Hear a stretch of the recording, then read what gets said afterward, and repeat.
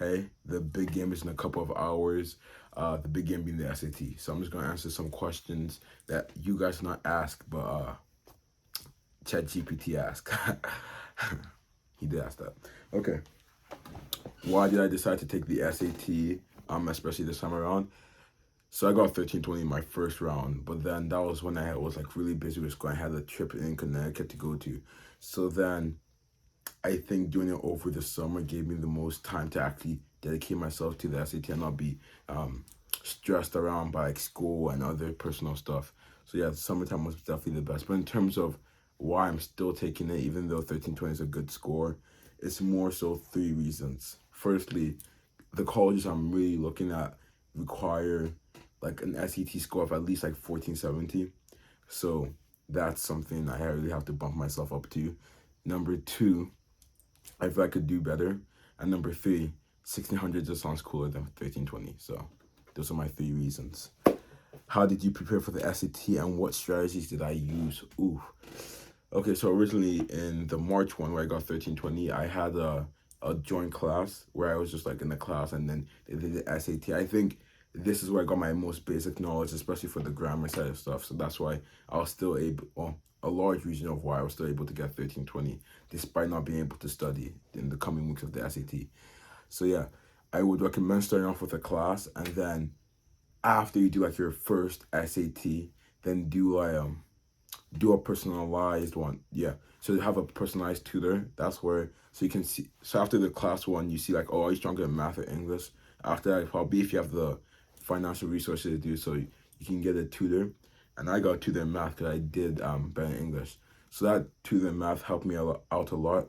What we did though to just increase my speed instead of focusing on subject by subject, we just kept on doing practice tests, and then until we got to a point where like we'll stop when we didn't like when I didn't know the answer. So he'll explain the subject then, but besides that, we'll just be doing practice tests, which built my I think that increased my growth exponentially.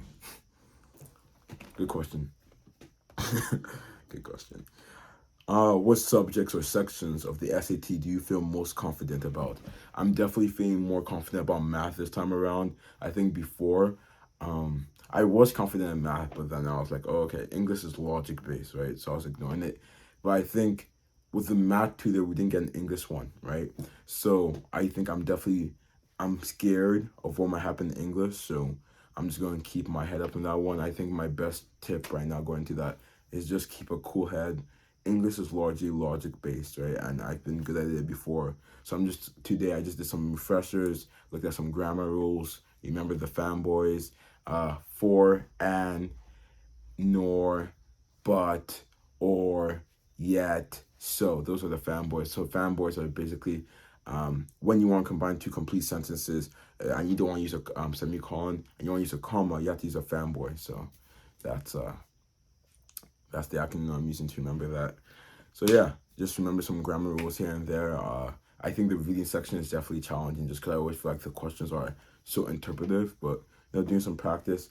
Anyways, I mentioned in March I had a class name. They were the Kaplan, yeah, it's reverse, but Kaplan group. So yeah, they sent out some practice books. They were pretty expensive, but I think it was worth it personally. But yeah, I just used their books. I did some practices here and there, just trying to remember the grammar rules and build up my endurance for that.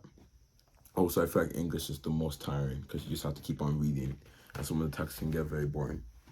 Okay, next question. What challenges or concerns do you have about the SAT? It's really going back to what I said before. For English, I'm definitely worried, but I'm not too worried. I'm just gonna I think the biggest part of the SAT is like how I said, it's a battle of attrition in the sense of keeping your mentality of getting good score. I feel like after a certain point, you start to lose confidence and you start to panic. Then you go faster. Then that's when you start to like get the questions wrong. So I think my SAT tutor really gave me the best advice yesterday when we were just doing our final practice. She said, "You know everything, but just slow down. You're being too smart." So I think that's what my biggest thing is. I just need to slow down because at this point my time is good.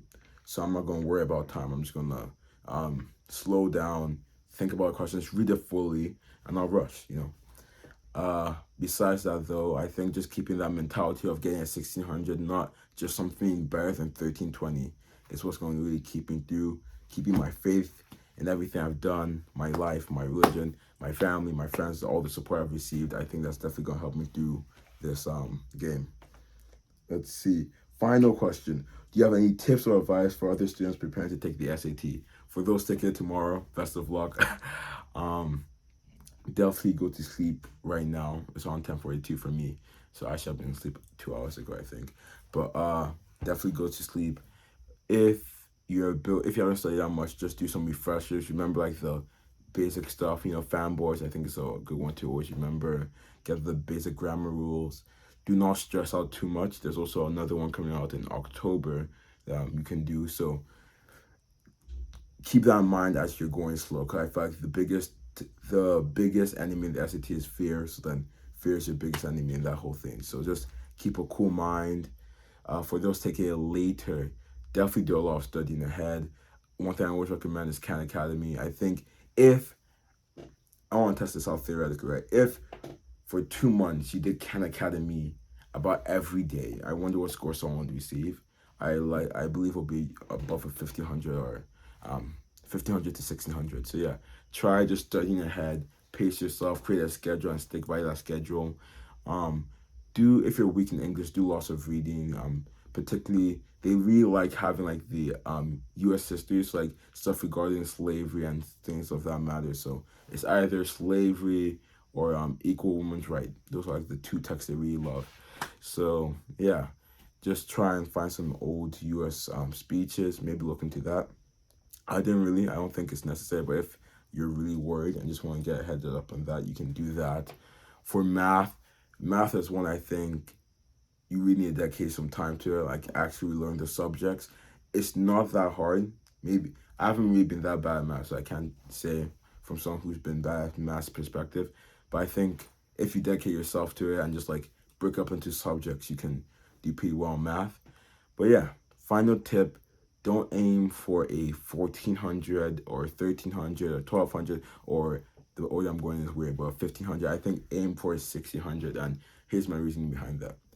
I think the worst thing you can do is aim for like a 1200 and get like an 1100 because you're always shooting low. But then if you aim for 1600, right, then it's like, okay, you aim for 1600 and that mentality might boost you above that 1200. Might boost you above that 1200 and get like a 1300. So I think it's one of those stuff like you shoot for the stars, and if you miss, you may land on the moon, something like that.